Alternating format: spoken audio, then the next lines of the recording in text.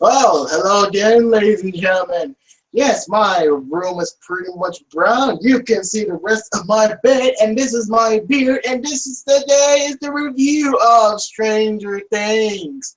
Yes, Netflix new horror slash sci-fi series. And yes, some do in and outs of really awful mistakes on this show. But then again, it's my show, and if you don't like it, you already know what to do. Anyways, on to today's show, Stranger Things. And I have nothing but praise for this show.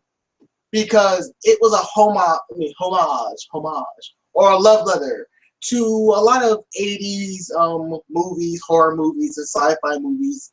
And no fact, I was born in the 90s. I did watch a shit ton of 80s horror movies, alien movies, so on and so forth, so on and so forth. So this pretty much brought back some really interesting childhood memories.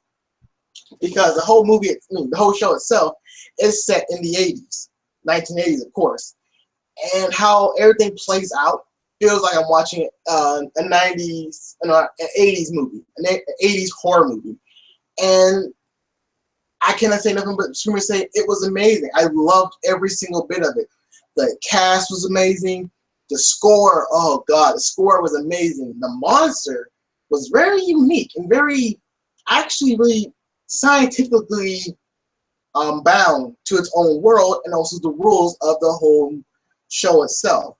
And how they pretty much fight that monster, pretty much save X individual, is really interesting and really cool. And the ending of the show, the ending of the season itself, gives you more interesting and more crazy theories, crazy, strange, typical type of theories towards what happened at the end of the season. Again, I'm not going to say a lot of things in this whole season itself because I want to keep everything all under wraps because you have to see this movie. You have to. That's my movie, the show. But then again, it is like a movie, so fuck it. So you have to really see this show because me saying it gives it no justice. You have to really watch it from episode 1 all the way up to episode 8. Yes, it's only 8 episodes, which actually works very well for the show because with a typical Netflix show, it's like 13 episodes long, depending on the length and depending on the content they have on those 13 episodes season. But this, it was actually really smart. Not make it so long, but make it short and sweet. And that's what it was, short and sweet. And the people who made it, and I looked this up too, was Matt Duffer and Rose Duffer. Yes. Let me see if they're actually not siblings or related or whatever the case may be. So I have to look this up. They say blah, blah, blah, blah, blah, blah, blah, blah. Blah. Okay, alternative name. Okay, the Duffer Brothers. Oh, thank God. And actually, Duffer Brothers actually had a lot of hand into a lot of interesting and really cool horror and scientific films, like The Hidden, which is in 2015. We Are All Fallen, 2015 movie again. Well, they're both. One was a writer and one was a director. So I think it goes hand in hand what we see here. So Rose Duffer was the writer, and Matt Duffer was the director, and they did a really amazing job of how they present their own show to life, bring a homage towards the 80s movies while making its own character, and it does very well. And the character's reaction towards the situation itself is normal. It feels organic instead of generic, instead of a gimmick. It feels natural because that's how they feel. They don't pretty much do it because of one-liners, this and that. We got the boys for that, though. But I'll explain those characters later on. The mother, she's a really good actress, Winona Ryder, who plays Joyce Byers. Anyways, she is, I kid you not, was amazing female lead actress. There's more actresses out there in the movie, in this show, but overall, she's amazing. She pretty much gives you that character expression, makes it really human that she's going through this turmoil, and you can't really much feel sad for her, and also you want to root for her because she's trying to XYZ to this character. Again, I can't tell you because I did a big spoiler. I know some of you have already seen it already, but I still want to keep it under wraps because you have to see this show. Anyways, Just okay. Anyways, so Winona Ryder, I think they cast her in the most interesting way. I know she's a really good actress and all, but I haven't seen her in a lot of movies or shows recently until now.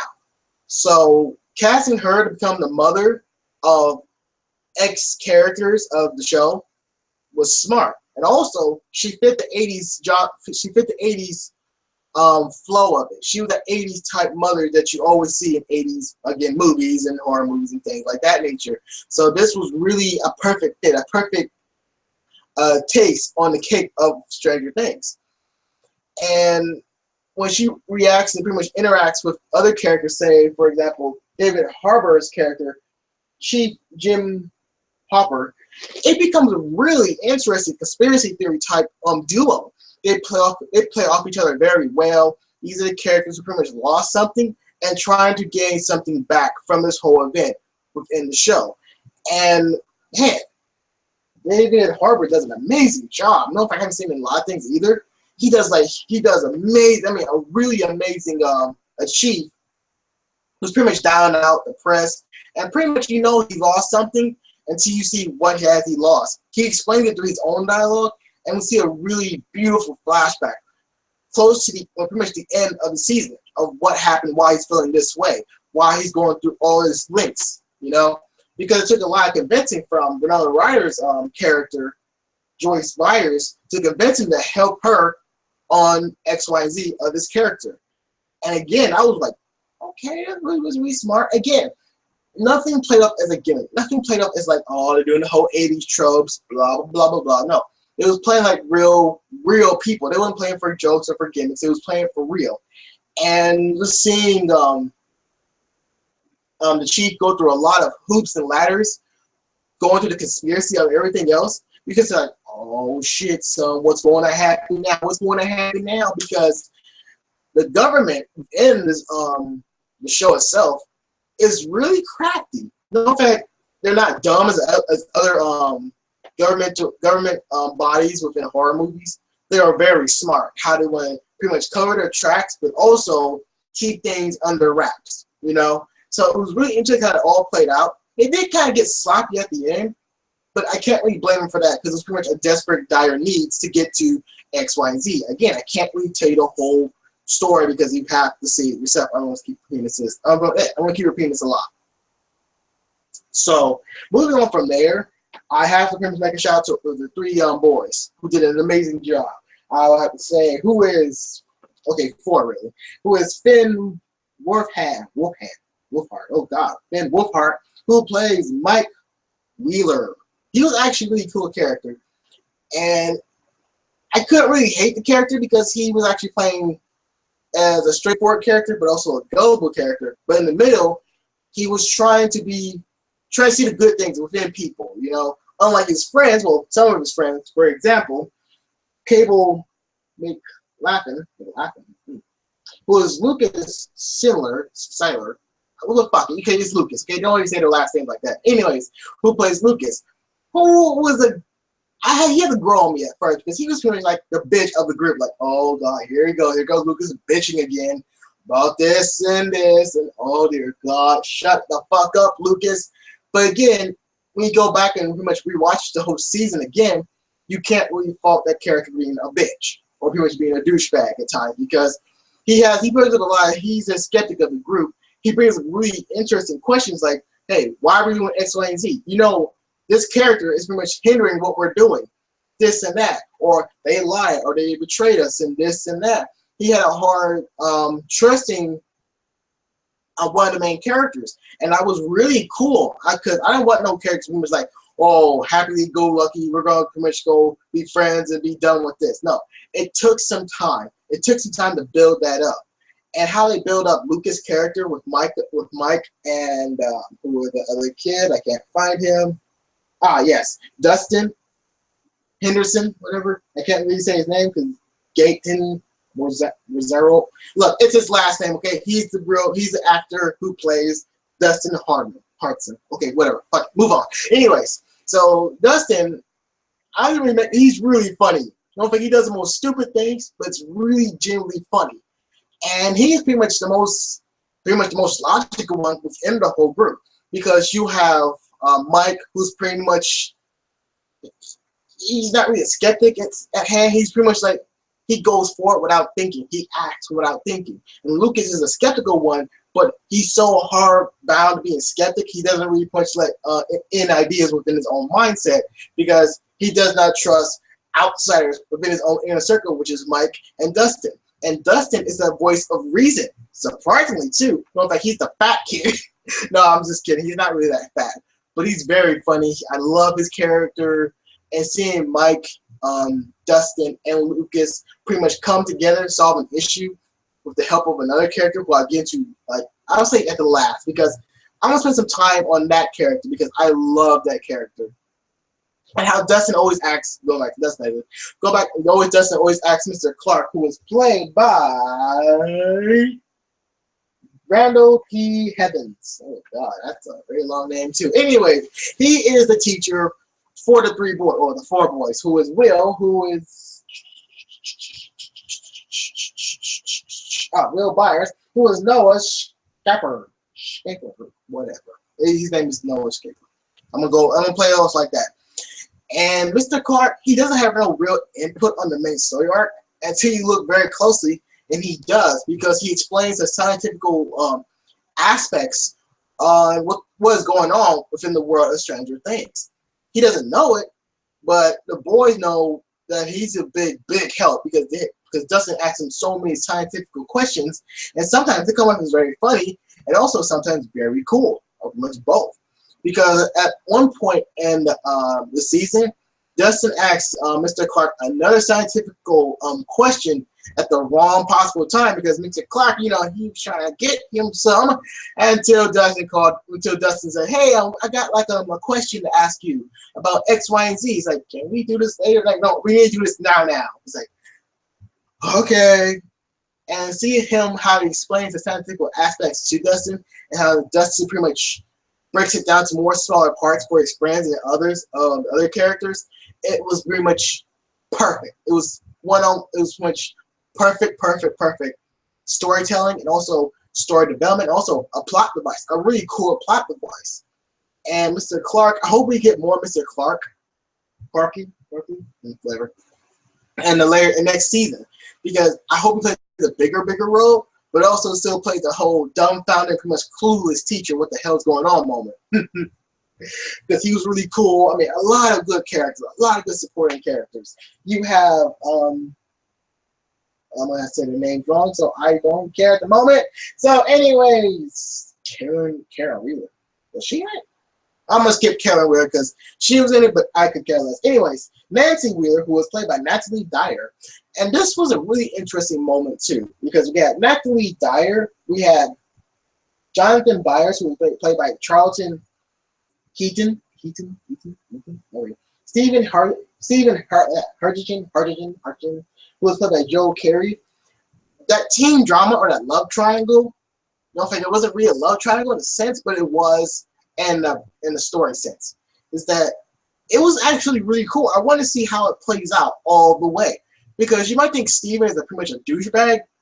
He starts off as a douchebag, but when his character keeps on developing, you know he's a cool guy, unlike his friends, who are pretty much dicks. And Dustin, I'm sorry. Steven, can I say Steven? Yeah, I say Steven, they're pretty much the same thing. Anyways, Steve, I like how he pretty much he mans up and becomes that character that he is really likable. It took some time, but he becomes a likable character because he does like Nancy a lot. Genuinely, he does like Nancy. And Nancy, I like how she was very worried about her friend because something happened to her, and all was connected too. And Jonathan Byers did his own investigation as well. No, in fact, he wasn't fully on Looneyville like his mother.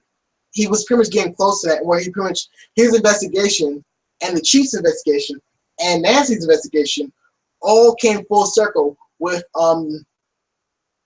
Joyce's investigation and the boys' investigation too. Everything came full circle, close, pretty much at the end of the show. And damn it, it was like, whoa! So they're finally coming together and pretty much going to tackle this big as hell issue, which they do. And miraculously, they actually survived, which was like, what the fuck just happened, dog? It was like, psh. And so, I know I'm leaving out one character because I want to explain more about that character because I love it. And so, going on from there, I mean, where's that other doctor? Oh yeah, Dr. Martin Briner, who was played by Matthew Modern. He was a really cool villain. Yes, surprisingly, there are actually two villains in this show, which is the creature or the monster and Dr. Martin. And the flashbacks show how Dr. Martin is pretty much a cruel scientist.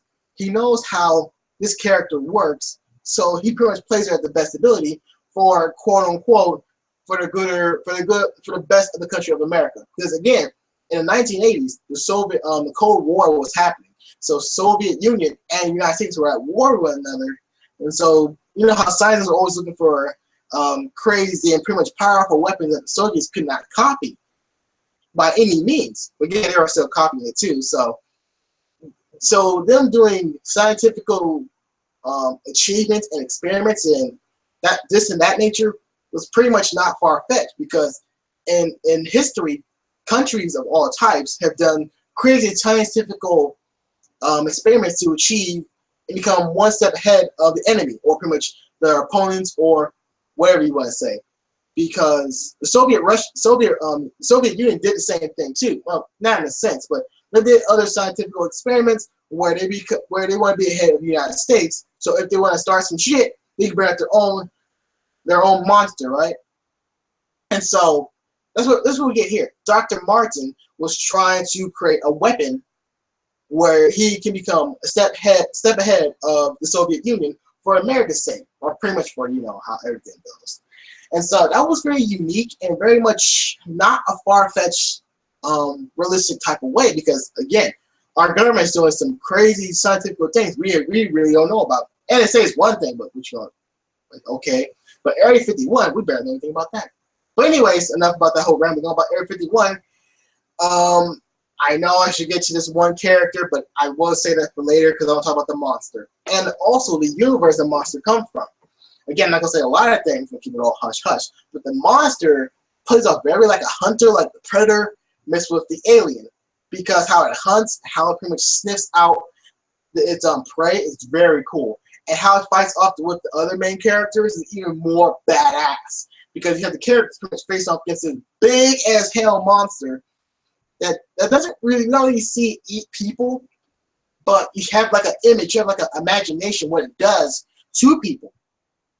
And so a lot of like theories, like conspiracy theories, and for the show that is, brings up for the monster, because this monster is unique. It borrows a lot of elements from the Alien series and the Predator series and the Thing series. Mix them all together, and you have pretty much the Stranger Things monster. Let's go with that. And the funny thing is how this monster came to be and came about is something that's actually not far-fetched. How scientific theories are actually playing an effect in this movie, like real scientific theories that was played up in the real life actually affects this show as well. Again, I can't really tell you the whole thing because it's going to be like a big spoiler for the story's plot.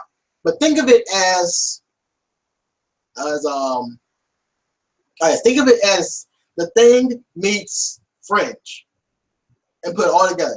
Fringe season 2. Put it all together, and you got Stranger Things story plot, but it's clever, it's unique. It's like, what the fuck is going on?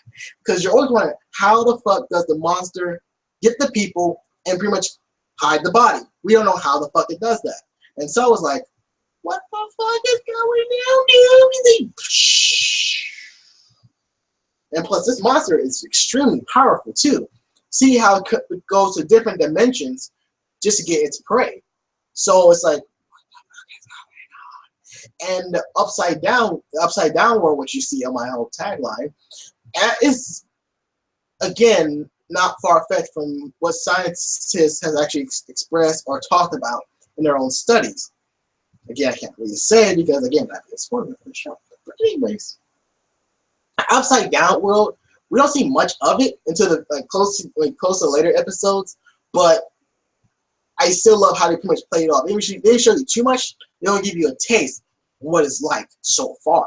So in season 2, they could tap into that even more. And the character Will, who was played by, I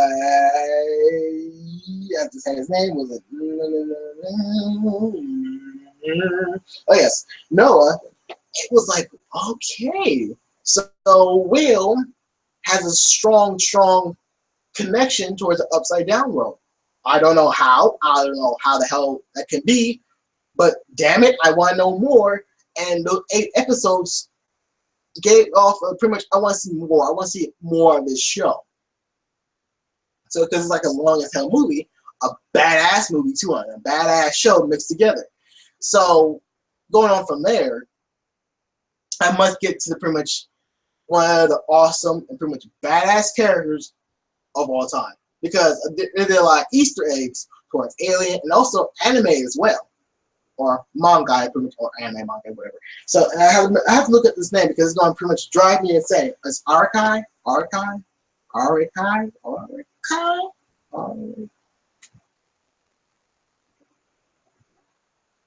Let's go with that because I can't remember to save my life.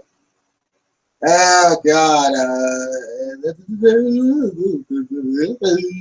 Gotta look it up. Red motorcycle. It is Archive. Yes, Akira. Yes, Archive, which is one of my favorites. By all means, favorite anime movie. I didn't read the manga. Thank God. Really. But I love that movie. To pretty much is like, because it was just so awesome. It's like horror mixed with science fiction and blah blah. I'm sorry, rapping on again. But the character who we all know and love, 11 or L, who was played by the lovely Millie Brown, or pretty much her full name is Millie Bobby Brown. I kid you not. Anyways, she plays 11. I can't tell you her real name because, again, you have to watch this fucking show. Anyways, 11, the actress plays a really good, very good interpretation of someone who's lost, distraught, or pretty much frightened, or pretty much on the run. It reminds you of Beyond Two Souls, but better. It's a pretty much a way better Beyond Two Souls scenario. And Millie does a superb job of her facial expressions, her not talking much, and you can tell from her accent, or a little bit of her accent, sounds like she's from Russia or the Ukraine type of way. Let me look it up. I'm wrong about that. I have to look that up too. Trust me. Okay, she's British. Okay, woo! Thank goodness for that. Anyways, okay. Yes. Anyways, she's actually born British, but she gives off as a Russian type individual, but she's not Russian by any means. I just feel like she feels like she's Russian, but she's not. Anyways, she does a perfect job of pretty much killing it. She kills every scene.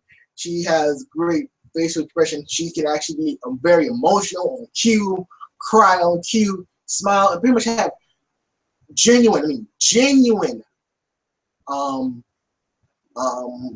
character development with Mark, which I love those scenes. Mark and 11 have a unique bond that I love seeing on the screen. It was like, okay, because Mike's pretty much has feelings for her. You know why he's feeling so gullible at times, but when you see those pretty much those sad moments or where he gets really upset towards 11, you can see how that affects her character. I love how it all plays out. And I love how the boys and 11 pretty much come together finally. And it was like, dog. Why you gotta do this good shit on me, man? And at the end of it all, it was pretty much, she had a really badass moment. It reminds me of Archive again. And her special abilities pretty much fucks people up. But again, they don't make her OP. So they give her a limitation on her powers. The more she uses it, the more time she drains on her pretty much herself. And so going on from there, she makes a really awesome sacrifice in a sense of a way to protect her friends and Mark. And I don't know what to say, but I can't say much because I might spoil it, but damn, she's amazing. She's just amazing. And I'm not going to say she carries the show. I'm not going to say she carries the show because everyone does a superb job of what they're doing. And also the character who played Will, Noah. Because Will, no fact he's not in it some of the time, or most of the times, he still plays an awesome kid actor. And at the end of it, it's even better. So it gives us some more interesting ideas what they can do with Eleven and Will, Mark, and so much more. I just can't wait for season 2. I just can't wait. What else can I say besides it's just a must-watch? It's a must-watch show. It's pretty much one of Netflix's finest shows next to Marvel's Netflix, and it's also Marvel. But I gotta watch that show. I'm not gonna say Orange New Black because that's garbage. Yeah, I said it's garbage. Don't fuck yourself. House of Cards. I'm not gonna say that either because it's predictable at best. I'll explain later on down some other videos or whatever it gets to be. I don't feel like it right now. So by all means, yes, Stranger Things. It gets out high as hell. Must watch. And as always, do avoid an upside down world, people. And please do not cut yourself because you already know what's going to happen anyways if you already saw the show. And always, I'm going to get the hell out of here and enjoy my night and sleep. And as always, thank you for my sponsors out there, which is Movie Spoilers, Geeks and Around, and much, much more, people. Much, much, much, much more. And also Eric Bergstrom. Anyways, I'm getting the hell out of here. And also have a nice, lovely night. And as always do keep it locked, low, and very warm for me because I love to repeat myself because it's very fun because I'm talking very fast because I'm going to end this right now because I'm really getting hungry right now. Anyways, as always, I do keep it locked, low for me because I'll be back. I gotta turn it off now.